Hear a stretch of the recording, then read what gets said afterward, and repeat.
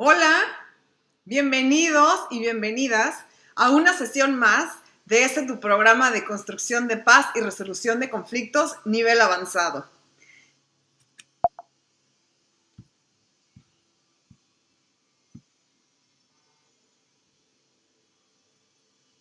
Muy contenta de estar una vez más con ustedes el día de hoy de manera asincrónica.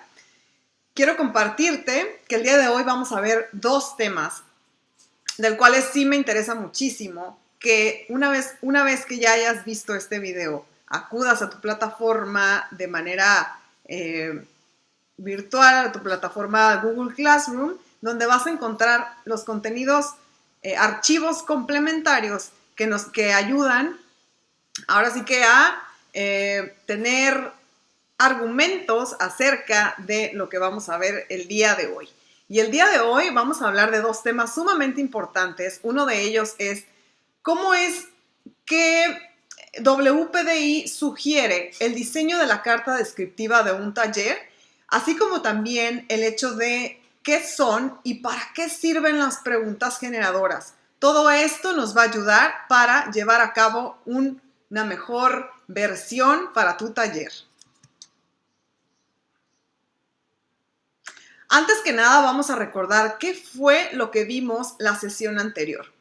Muy contenta porque ya vamos en el número 8, o sea que ya casi vamos a acabar este curso, todavía nos falta. Pero bueno, creo importante recordar qué fue lo que vimos la sesión anterior. La sesión anterior vimos qué es y cómo se logra el aprendizaje significativo.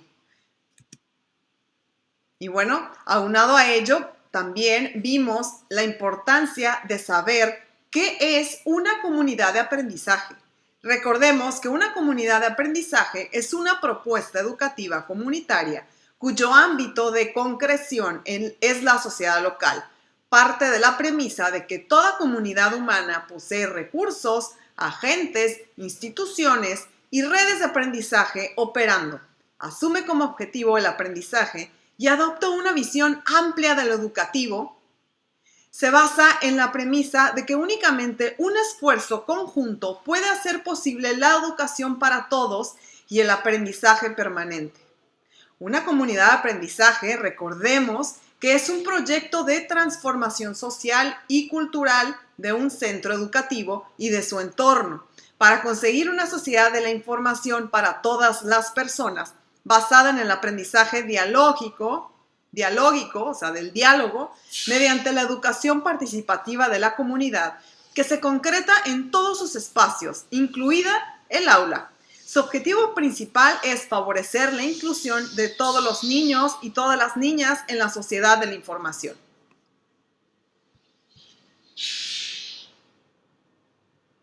Y bueno, ¿cómo se logra una comunidad de aprendizaje?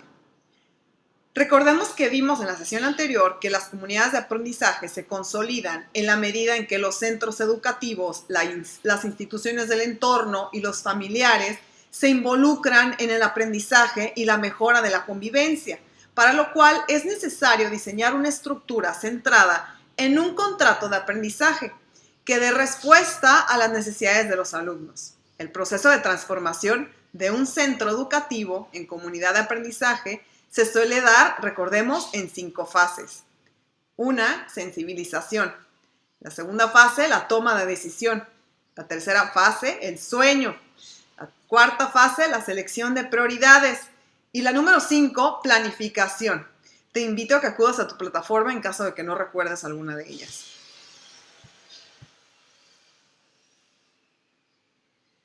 Ahora, recordemos también que en la sesión anterior vimos la preparación, diseño y la realización de un taller. Esto, bueno, recordemos que yo te voy a dar todas las herramientas. De hecho, ya las tienes a partir del nivel básico, a partir del nivel 1, yo te fui compartiendo todas las presentaciones, todos los contenidos, los anexos, los documentos, los libros, todo lo que hace que comprenda y que sustente muy bien lo que es la construcción de paz y la resolución de conflictos para poder llevar a cabo este programa de una manera sustentable y de una manera argumentada en las aulas, ¿ok? Te doy a conocer el manual de cada sesión, de cada tema y bueno, en su totalidad te di el manual del básico, el manual del intermedio y bueno, también del avanzado. Y bueno, ahora vamos a recordar sobre la preparación, diseño y realización de un taller. Un taller es el espacio de construcción colectiva de conocimiento, un espacio para aprender y desaprender, para probar, equivocarse y rectificar, un espacio de experimentación individual y colectiva. Ojo, la persona que te esté dando el curso no es que lo sepa todo y no es que tenga todas las respuestas. Más bien, me uno a todas aquellas personas que dan un curso y que tienen más preguntas que respuestas. Yo soy una de ellas. Y bueno, creo que es importante valorar la participación de cada uno de los integrantes de un taller, ¿ok? Incitar a que todos los que estén integrados en una sesión aporten ideas, den a conocer sus puntos de vista.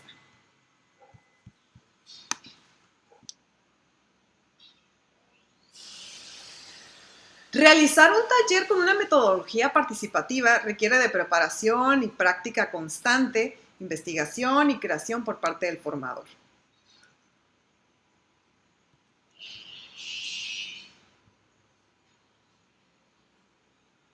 Y bueno, creo que es necesario tomar en cuenta antes de realizar el diseño del taller los siguientes aspectos que forman parte de la preparación. Por supuesto, yo creo que todo esto en teoría te lo sabes, pero no está de más que te complemente esta información. Tener claro el grupo con el que vas a trabajar. Es importante que antes de que des una presentación, antes de que des una sesión presencial o en línea, es importante saber los perfiles de cada quien, ¿ok? Es importante que el grupo esté motivado por los temas que se van a desarrollar, conocer las características del grupo. Cuanto más se conocen las características del grupo, se podrá hacer un diseño más adecuado y podrá responder a sus necesidades de aprendizaje, por lo que sugerimos que hagas una lista tomando en cuenta los siguientes aspectos: grado académico, edades, cuántos hombres, cuántas mujeres, cantidad total de participantes, si son hablantes de alguna lengua originaria, saber si hay personas con alguna discapacidad, eso es muy importante, el grado de interés o conocimiento del tema que se va a trabajar, conocer el contexto cultural y sociopolítico en el que viven, de ser posible, acordar junto con el grupo los objetivos y el tema que se va a trabajar. Si no es posible, busca a un responsable con quien puedas acordarlos. También tener la información necesaria del tema a investigar, lo que no tengas claro. Diseñar también la carta descriptiva que ahorita vamos a ver o el plan del taller, ¿ok? Preparar los materiales que se van a utilizar, elaborar la evaluación escrita, conocer con anticipación el lugar en donde se desarrollará el taller, elaborar una invitación formal que contenga toda la información necesaria para que asistan al taller. Es todo esto previo. Y bueno, creo que es importante mencionarte también que, que tienes en tu plataforma material que yo te comparto, pero que tú también pudieses llevar a cabo tus sesiones a tu manera, obviamente utilizando de preferencia este programa que se ha dedicado muchísimo tiempo y hay muchas personas involucradas, especialistas en el tema para llevar a cabo este programa en las comunidades. Entonces yo te invito a que utilices el contenido de este programa y le agregues tu estilo, ¿ok? Y bueno, otra de las cosas que te quiero comentar es que vamos a ver aquí en la siguiente en la siguiente diapositiva, veamos, al diseñar un taller conviene hacerte 7 preguntas claves que te van a guiar en la realización, ¿ok? Y bueno, yo te voy a dar las preguntas y obviamente te voy a dar el significado, el por qué es tan importante hacerte estas preguntas cuando lleves a cabo un taller. Pareciera que es muy fácil hacer un taller, pero en realidad sí tienes que llevar a cabo una planificación, profundizar acerca de la temática, también el hecho de prepararte en cada tema, el hecho de investigar en otros autores para poder nutrirlo. Y bueno, la pregunta ¿para qué? ¿Para qué? ¿Para qué? ¿Para qué? Importante. Nos ayuda a diseñar los objetivos y a tomar en cuenta si el taller responderá a las necesidades del grupo. La pregunta ¿quién es? El hecho de hacerte esta pregunta te ayuda a conocer con la mayor precisión las características del grupo. Como ya se menciona, como ya lo mencioné en la pregunta ¿para qué? También de ello depende que el diseño que realicemos sea pertinente a las necesidades del mismo. Otra de las preguntas que son sumamente importantes es el ¿qué? ¿Qué contenidos o temas? Obviamente tú ya los tienes, ya sabes qué programas, que el programa comprende de 12 temas por nivel. Y bueno, ya la llevas ahora sí que de gane cuando ya sabes qué contenido es el que ya tienes. Pero recuerda que vas a poderlo nutrir como tú quieras. De preferencia, los temas deberán definirse con la persona o personas que soliciten el taller. Por ejemplo, yo aquí hago una aportación basado en mi experiencia, que es la que, por ejemplo, cuando tengo grupos de maestros, pues obviamente voy a utilizar todo lo que tenga que ver con docencia. Cuando tengo grupos de mujeres, bueno, pues me voy a dedicar a ver todo lo que es acerca de la femineidad, ¿no? Femineidad, perdón. Y bueno, también cuando tengo niños, pues bueno, todo en relación a un lenguaje más tranquilo, en donde pueda ser digerible para los niños, ¿no? Y bueno, haciéndote la pregunta del qué, se va a estructurar, tomas en cuenta más bien, se estructuran tomando en cuenta los conocimientos previos del grupo, así como sus expectativas. El cómo. Esto significa que si te haces esta pregunta es elegir los métodos y las técnicas de análisis, reflexión, investigación, etcétera, adecuados para lograr un aprendizaje significativo. Definir qué técnicas y o actividades prácticas se pueden realizar para una mayor apropiación de los temas que se trabajen. Se debe cuidar que los métodos y técnicas sean adecuadas para el grupo y tomar en cuenta las condiciones del lugar y tiempo para poder realizarlas. El hacerse la pregunta ¿con qué? Porque, bueno, es importante saber con qué vas a llevar a cabo tu taller, qué medios de apoyo vas a utilizar, tener claro los materiales que vas a utilizar y prepararlos con anticipación. Esto es bien importante porque no nada más es pararte frente al grupo, también requieres tener un equipo, si vas a hacerlo de manera manual, llevarte un rotafolio, si lo vas a hacer de manera visual, de manera técnica, pues obviamente te llevas tu computadora, te llevas sonido, te llevas lo que tengas que llevarte, ¿ok? En el manual que yo les comparto en cada nivel, en cada sesión, aparece una parte donde dice qué materiales llevar, ¿ok? Entonces tú eso ya lo tienes bien planificado. En algunos te sugiere que lleves otra cosa más que el manual, que el rotafolio o el pizarrón, o tu computadora con la pantalla, ¿no? Si, por ejemplo, cuando voy a las escuelas, pues ya tienen ahí suficiente material como para poder yo dar mi presentación. Yo nada más llevo mi USB a veces, por ejemplo, en los centros penitenciarios, así es como le hago. Yo nada más llevo mi memoria externa y bueno, ya con eso yo hago la presentación. Entonces, ojo con eso. Recordemos que es muy importante indagar si existe material didáctico ya elaborado y que te pueda servir. Tener claro el presupuesto para la realización del taller, ¿ok? Otra de las preguntas es el ¿cuándo? Fechas y tiempo disponible. Tener clara la duración del taller de acuerdo con la disponibilidad del grupo. Ojo con los horarios, ¿ok? Con el tiempo es oro, recuerda la puntualidad es muy importante, bueno, yo no te lo tengo que decir, yo creo que ya lo sabemos, es un tema cultural, ¿no?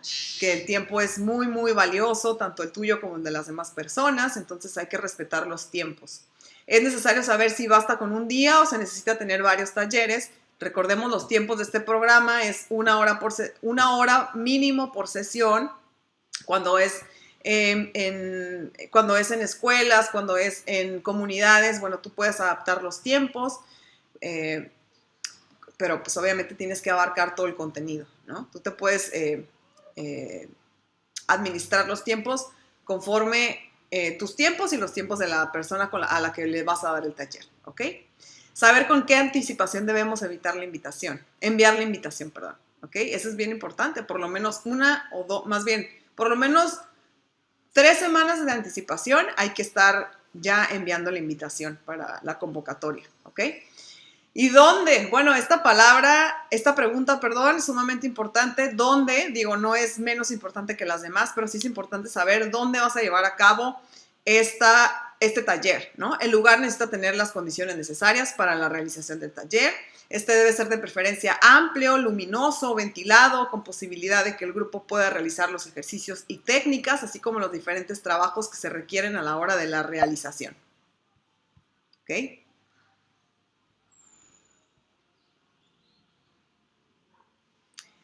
Y bueno, durante el desarrollo de un taller no podemos encontrar, durante el desarrollo de un taller nos podemos encontrar con muchas situaciones que nos invitan a estar abiertos a modificar lo diseñado. Algunas circunstancias que pueden suceder y que te aviso son estas: que el grupo no llega completo, una parte llega a tiempo y la otra se retrasa, que hay personas en el grupo que llegan obligadas y por lo tanto les cuesta o se niegan a participar o tan siquiera voltearte a ver. Iniciamos con el grupo completo y terminamos con un grupo muy reducido. Esto puede suceder. La persona encargada de invitar no les dijo de qué se trataba el taller y es posible que no les genere interés cuando pues, no saben información. Es importante que el formador tenga una actitud flexible a la hora de coordinar, a la hora de coordinar, ya que estas y muchas circunstancias hacen que él o la formadora tengan que hacer ajustes al plan del taller, ¿ok? Entonces, ojo con estos puntos. Creo importante dártelos a conocer, pero también creo importante que tú siempre, aunque tengas una persona en tu taller interesada, con eso puedes hacer la gran diferencia, ¿ok? ¿Qué es una carta descriptiva o plan del taller? Ok, veamos, ahora sí ya entrando en el tema que es de esta sesión. La carta descriptiva, pues su nombre lo dice, ¿no? Es una carta descriptiva. Es una planificación de todo tu taller, es una herramienta que sirve para diseñar de forma ordenada y sistemática un proceso de formación. Yo te voy a compartir un formato en el contenido de toda esta sesión. Te voy a compartir un formato el que utilizamos nosotros como institución, como iniciativa. Te voy a compartir el que elaboramos, te lo voy a compartir de manera editable para que tú lo puedas ya elaborar a tu manera. El formato de una carta descriptiva debe ser organizado, debe ser estructurado de acuerdo a las necesidades y a los temas que se van a trabajar. Es importante que la carta descriptiva refleje por lo menos 3 momentos para el desarrollo del taller: inicio, desarrollo y cierre.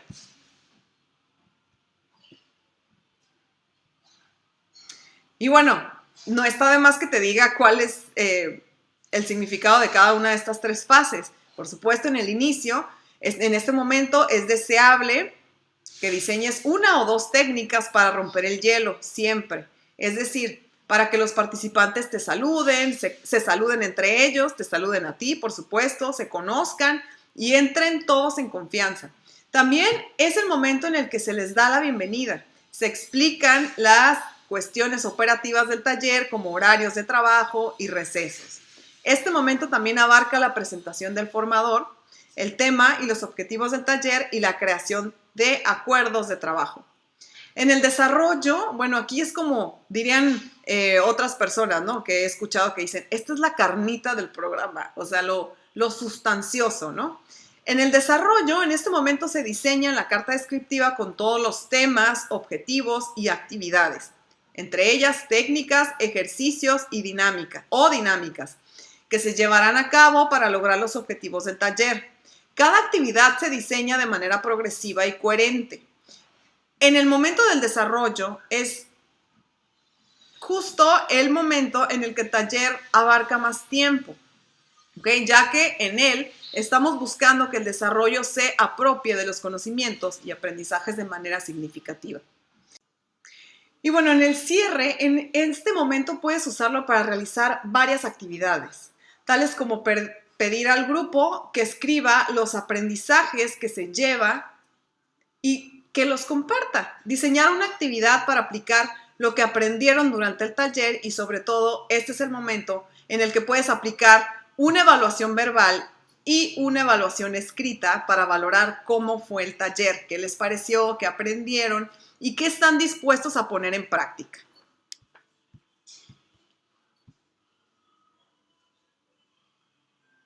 Y bueno, este es un ejemplo de contenido de una carta descriptiva.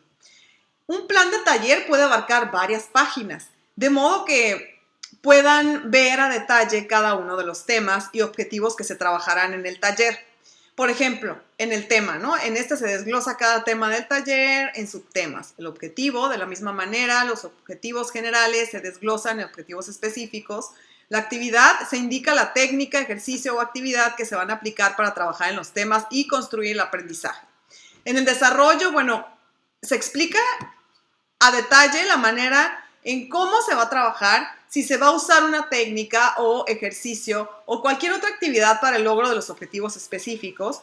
También aquí se especifican las preguntas de reflexión, análisis o evaluación que acompañan el proceso para el aprendizaje. Material. Se describen los materiales que se necesitan para cada actividad.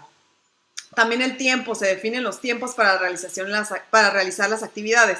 Todo esto tú ni te preocupes porque tú ya lo tienes en el manual. Si gustas, obviamente, agregarle algo, pues bueno, estás en toda tu disposición. Pero esto ya está compartido en tu plataforma. Ahora, ¿por qué es tan importante la pregunta? Veamos.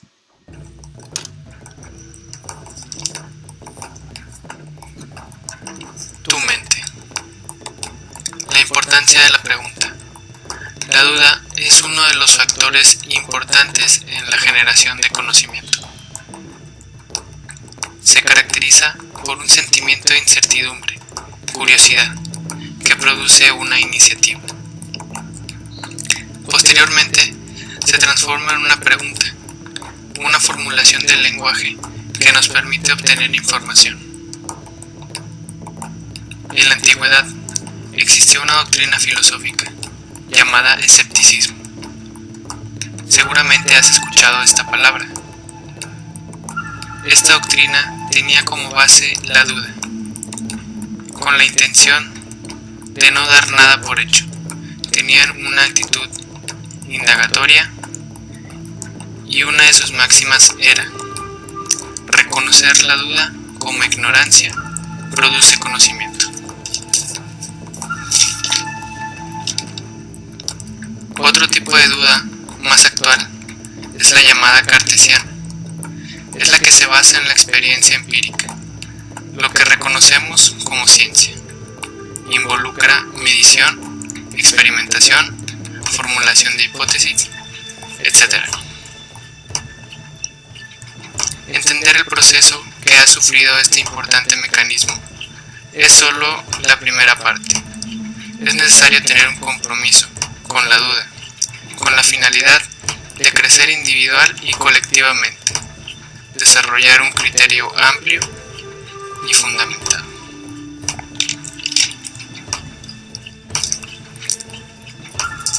Es todo por hoy. Hasta pronto.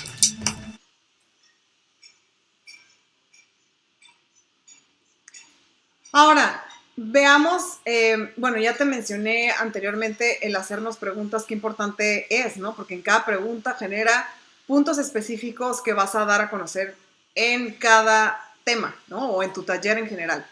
¿Qué son y para qué sirven estas preguntas generadoras? En sí, en general, bueno, ya viste en el video anterior que las preguntas, hacerse preguntas en todo, te genera un cúmulo de información, ¿no? ¿Por qué? Porque te ayuda a descubrir, ¿no? El por qué, el cuándo, el cómo de las cosas. Entonces, estas preguntas generadoras en un taller son preguntas que pueden tener como objetivos relacionar temas, comparar, confrontar ideas, propiciar la creación de nuevas preguntas, ideas, una vez más, acciones, propuestas, inventos. Las preguntas generadoras buscan un cambio en las ideas expuestas, buscan que las personas no se queden igual de cómo llegaron. Algunas están hechas para provocar y no dejar en el mismo lugar a las personas. No son para calificar, son para construir aprendizajes significativos. Y bueno, Para enriquecer el aprendizaje tuyo y del grupo, te sugerimos conocer y practicar por lo menos 8 diferentes preguntas generadoras, ¿no? Hace un momento te di un mapa muy general. El día de hoy, bueno, en este momento, perdón, te voy a dar conocimiento de 8 preguntas que son importantes. Número 1, las preguntas de conocimiento, el hecho de recordar. La persona recuerda o conoce la información que fue aprendida. Por ejemplo, ¿qué es soberanía alimentaria? ¿O cuáles son los grupos indígenas más numerosos del país? ¿O qué significa paz positiva y paz negativa? ¿No? Esa es una. Las preguntas de comprensión o de entendimiento.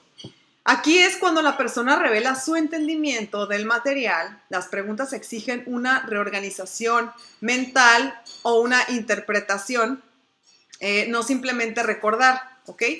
¿Qué diferencias hay entre una persona con autoestima baja y otra con autoestima inflada, por ejemplo? ¿Qué diferencia hay entre el conflicto y la violencia?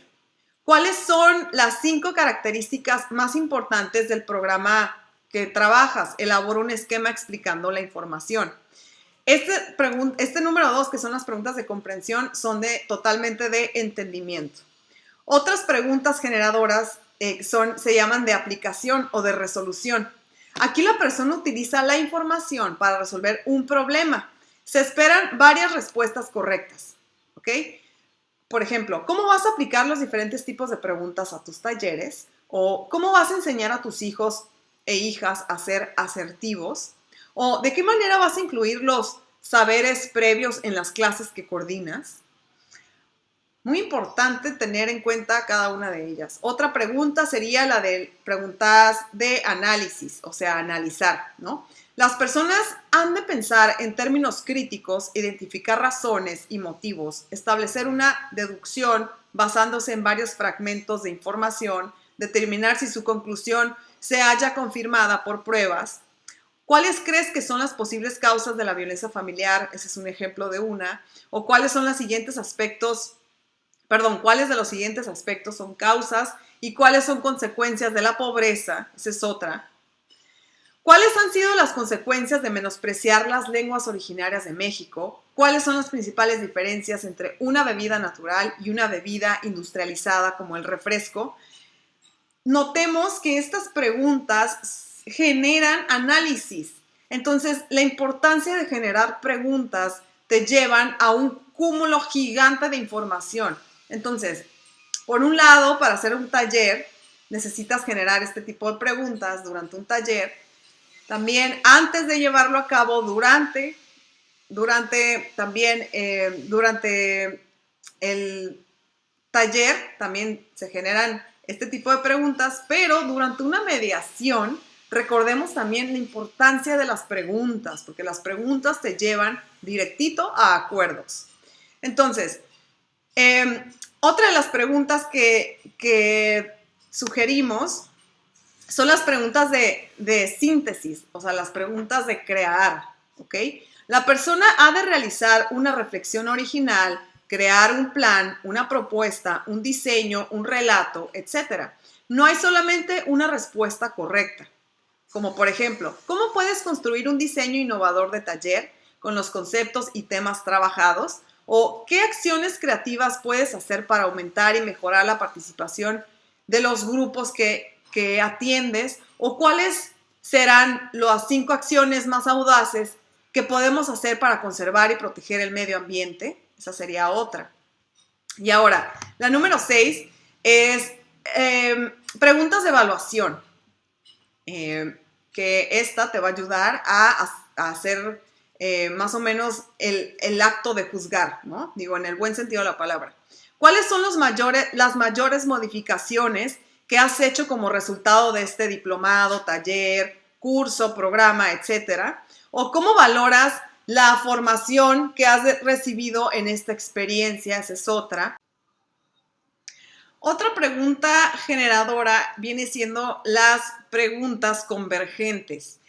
En este punto se espera una sola respuesta correcta. Son preguntas respecto a hechos concretos, ¿ok? Por ejemplo, ¿en qué consiste el triángulo de Johann Galtung? ¿O cuántos tipos de violencia conoces? ¿O a qué se le llama violencia emocional o psicológica? Es importante. También, ¿a qué le llamamos? Bueno, yo le agrego paz positiva o paz negativa, ¿no? Entonces, estas son preguntas convergentes. Y bueno, y por último, y no por ello menos importante, el hecho de hacer preguntas divergentes. Que estas, bueno, estas preguntas se dan las posibles respuestas correctas, que son muchas. Bueno, son preguntas referidas a opiniones o hipótesis. Por ejemplo, ¿por qué existe la violencia hacia las mujeres? Una.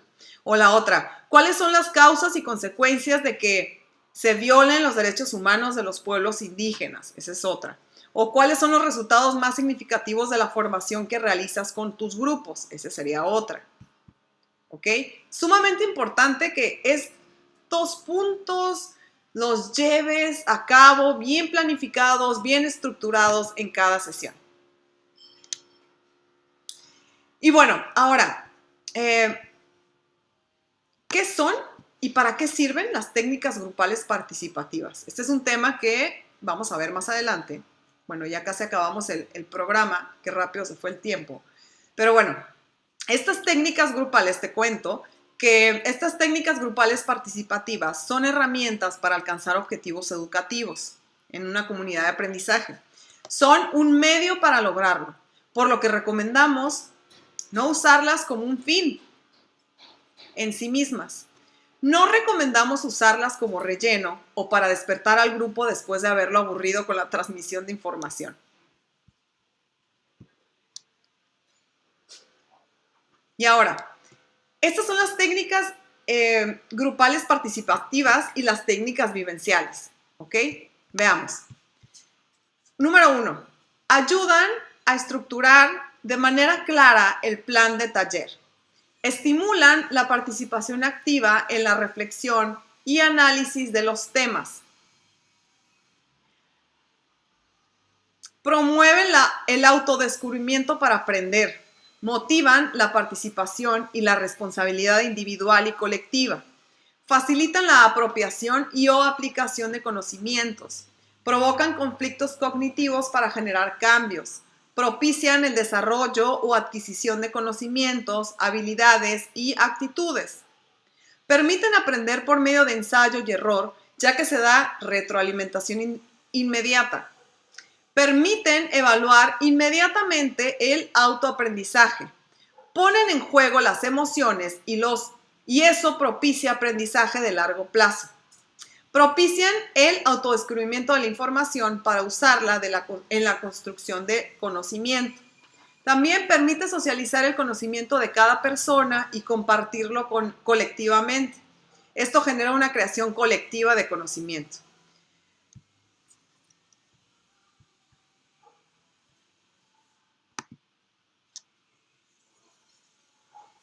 Y bueno, las sugerencias para elegir y aplicar las técnicas grupales participativas y las técnicas vivenciales. Veamos.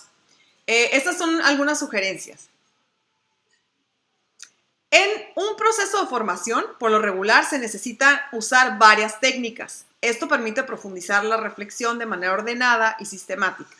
Elegimos una técnica porque esta es la que nos ayudará a lograr el objetivo planteado, ¿ok? Necesitamos tomar en cuenta el espacio, el tiempo y el número de participantes. Es importante detallar el procedimiento que vamos a realizar. Eso nos permite coordinar la técnica hacia el objetivo que queremos lograr. Es necesario conocer la técnica que vamos a coordinar. Si no la conocemos y no exige mucho de nosotros, podemos ensayarla previamente. Sugerimos no poner técnicas que no sepas manejar. Sobre todo, si no te sientes seguro, ubica las características de cada técnica tomando en cuenta sus posibilidades y límites. De hecho, yo te compartí un manual de técnicas participativas que se usan en las aulas. Es genial ese manual y te lo compartí. Y aparte, en el manual de cada sesión aparecen actividades. Y esas actividades, pues obviamente son sumamente útiles para nutrir el programa. Usa tu imaginación y creatividad para modificar, adecuar o crear nuevas técnicas, tomando siempre en cuenta el objetivo y las características del grupo. Una técnica puede tener muchas variantes y diferentes procedimientos al aplicarla con diferentes grupos, para diferentes objetivos y situaciones. Por eso decimos que las técnicas obviamente no son recetas. Y bueno, dos puntos muy importantes. Lo importante no es la técnica, sino el proceso de formación que se está facilitando, teniendo como base los principios de una educación activa, liberadora, en la cual se aplica una metodología participativa. Totalmente, es sumamente cierto este punto. Yo te comparto que este punto lo agrego porque a mí me parece sumamente importante reconocer que cuando es una sesión dinámica, participativa, se logra un aprendizaje mayormente significativo, como su nombre lo dice. En el proceso de formación del curso de construcción de paz y resolución de conflictos, diseñamos diferentes tipos de técnicas para trabajar cada tema. Las técnicas que usamos están ampliamente descritas en el manual que recibes antes de iniciar tu taller. Sin embargo, siéntete con la libertad de modificarlas y adaptarlas a los procesos de formación en los que trabajas. Y bueno, ya con esto te he dado los puntos más importantes de esta sesión denominada, bueno, la sesión número 7 denominada Carta descriptiva para un taller, y la número 8, preguntas generadoras, sumamente importantes, ¿ok? Y bueno, cualquier duda te pido de favor que me escribas, ya tienes mi número de celular, mi correo electrónico y también por medio de la plataforma Google Classroom. Recordemos que la paz no es algo que deseas, es algo que haces. Esto lo dijo Robert Fulghum, ¿ok? La paz necesita acción y no solo palabras, ¿ok? Entonces, hagámoslo posible. Y bueno, pues con esta sesión yo me despido, no sin antes invitarte a que lleves a cabo una meditación de 10 minutos en este momento.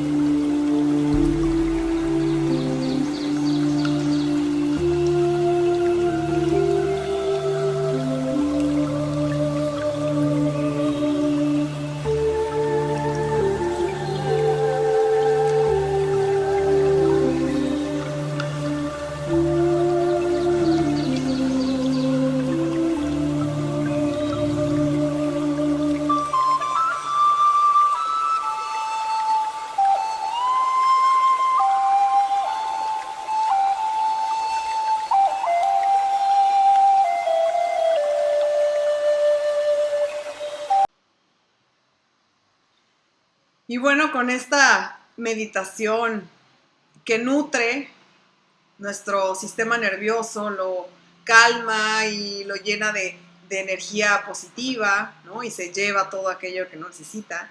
Bueno, yo te invito a que lo sigas haciendo y que también te invito a que sigas creando esa sinergia de construcción de paz y que sigas el camino de la construcción de paz por medio de este programa, ¿ok?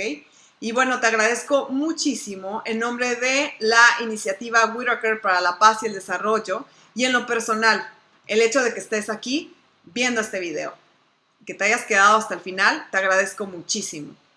Nos vemos en nuestra siguiente sesión y recuerda que te agradezco infinitamente que hagas posible que la paz suceda. Muchas gracias, nos vemos.